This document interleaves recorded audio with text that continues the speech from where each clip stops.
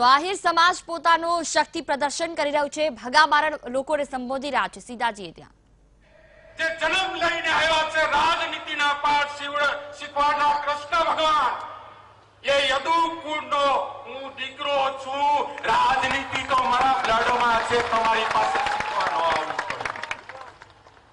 આહિરને ઘરે જન્મ લીધો છે, તાના બાપા પરિવારને ઘરે જન્મ લીધો છે. નિર્ણય તમારે કરવાનો છે. હમણાં જસુભાઈની સ્પીચ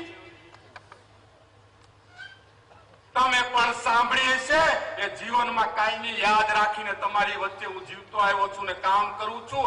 આ ઈ બળદ છે, આ ઈ આંકડો છે. આડાવડા કામ ન કરે, આડાવડો ભાગે નહીં, રાજપ ભાજપમાં જાય નહીં. આ સત્તાનો ભીખો નથી, આ પ્રેમનો ભીખો છે. પ્રેમ જોઈએ છે અને પ્રેમને કારણે વગર આમંત્રણે આજે એટલી બધી સંખ્યામાં મારો પરિવાર અહીંયા મારી સામે મારી પડખે ઉભો છે ને, ત્યારે કોઈની તાકાતથી હું ડરતો નથી. હું ડરું છું ઉપરવાળા ભગવાન. ડર ભગવાનનો લાગે છે ત્યાં સુધી વાત અટકતી નથી. વેરાવળ કોર્ટની અંદર કેસ પરત મોકલો, એની સામે વાંધો નથી. ન્યાયતંત્રમાં પૂરો ભરોસો છે. સ્પેશિયલ પીપીની નિમણૂક રાજકોટથી કરવામાં આવી. વિચાર કરી લેજો. વેરાવળની કોર્ટમાં 302 નો કેસ હાલતો હોય ને, ત્યાં પણ કોઈની નથી થી. ભગાભાઈ બારડ સામે થઈ કેવી બીક લાગતી છે, વિચાર કરજો તો. આ તમારા દીકરાની બીક કેવી લાગતી છે, તમારા ભાઈની બીક કેવી લાગતી છે, એનો વિચાર આના ઉપરથી કરી લેજો. ડરવાનો નથી. કયો હોત તો કઈનો હોય ગયો. લાલ લાઈટની ગાડી પણ મળી ગઈ હોત, ઓફિસ મળી ગઈ હોત. મારે લાલ લાઈટની પરવા નથી, જોતી નથી. મારી લાલ લાઈટ તો અહીંયા બેઠી છે ને, એના દિલમાં જ્યાં લગન હું છું ને, ત્યાં લગન રાજનીતિ કરવી છે. બાકી કોઈની તાકાત નથી કે મેદાનમાંથી એક પદ ગયું છે. પદ લેવાની કોશિશ કરી છે. પદ મારું નથી, પદ મારા પરિવારનું નથી. ક્યારે એનો ઉપયોગ અમે વ્યક્તિગત કર્યો નથી, મારા જીવન માટે નથી કર્યો. એ પદનો ઉપયોગ કર્યો છે તો પ્રજા માટે કર્યો છે, લોકો માટે કર્યો છે, ગરીબ માણસો માટે કર્યો છે. એટલે પદની પણ મને પરવા નથી. પદની પરવા નથી. પદ તો તમારું દીધેલું હતું, પ્રજા માટેનું પદ હતું, ભગાભાઈ બારડનું નહીં. અને ક્યારે ભૂસો રાખ્યો નતો આ મગજમાં. અમારા યુવાનો છે કાયમી મને કહેતા, હું નહીં, હું ધારાસભ્ય નથી, હું ભગાભાઈ જ છું. તમારી વચ્ચે આ ભૂસું મારા મગજમાં નથી પડ્યું કે મને તકલીફ પડે, જરાય ન પડે. મારે યાદ અપાવવું પડે એની. ને મેં એનું શું ખરાબ કરી નાખ્યું, મારે એને પૂછવું છે સરકારને કે શું નુકસાન કર્યું છે ભગાભાઈ બારડે, એમના વિસ્તારમાં નુકસાન શું કર્યું છે, ગુજરાત રાજ્યમાં શું કર્યું છે, આ દેશ માટે શું કર્યું છે.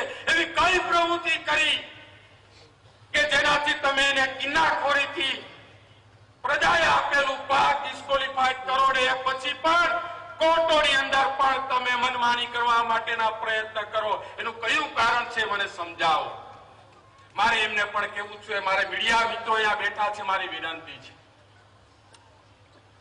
મારે મીડિયા મારફત કેવું ને, મીડિયા વાળા મિત્રો બેઠા છે ને વિનંતી કરવી છે કે જાઓ મારા વિસ્તારની અંદર, સમગ્ર ગીર સોમનાથ જિલ્લામાં જાઓ. આહિર સમાજને સાઈડમાં મૂકી દો, બાકીના સમાજની વચ્ચે જાઓ. કારણ આ સમાજથી લઈ કોળી સમાજ, કોઈ પણ સમાજની એક ઝૂંપડાથી લઈને મેલ સુધી જાઓ અને એમાંથી 10% લોકો એમ કે દાના બાપા પરિવારનો ભગો છે, એ નબળો છે, નબળા કામ કરે છે, મારી રાજનીતિ છોડી દઈશ. સામેની પાર્ટીના લોકોને પૂછીને આવજો. લોકશાહીની રાજનીતિ કરીએ છીએ, રાજનીતિના ભાગ તરીકે કામ કરીએ છીએ. ભગાભાઈ બારડ શું છે, બારડ પરિવાર શું છે, તાના બાપાનો પરિવાર શું છે, એ તો ગામડેની અંદર ઝૂંપડામાં જઈને રહેતો હોય ને, ગરીબ માણસનો ઉઘાડ પગો, એને જઈને પૂછો તો ખબર પડે.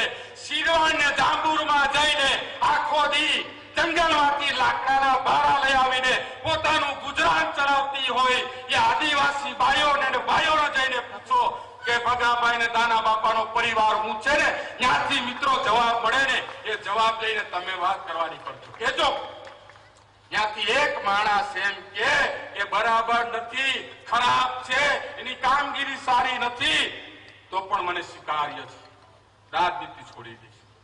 બાકી કહું છું આજે લાઈવ આલે છે મારે ઓપન છે કહું છું જાહેરમાં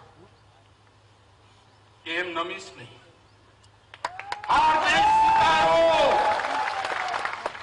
અને એને યાદે અપાવું છું કે આ એ પરિવારમાંથી પેદા થઈને આવ્યો છે, આ એ પરિવારને ઘરે જન્મ લીધો છે કે જે દિવસે કઈ ગતાગમ નથી અને 1982 ની અંદર પ્રજા માટે, ખેડૂતો માટે જ્યારે એક જ પરિવારમાંથી 3 જણના બલિદાનો જ્યારે પામ્યા હોય અને એની લાશને, એની ડેડ બોડીને હાથની અંદર લઈને ઘર સુધી ને હોસ્પિટલ સુધી લઈ જઈ શકતા હોય તો આવતીકાલે પડી બદલી દેવાની અમારી તૈયારી.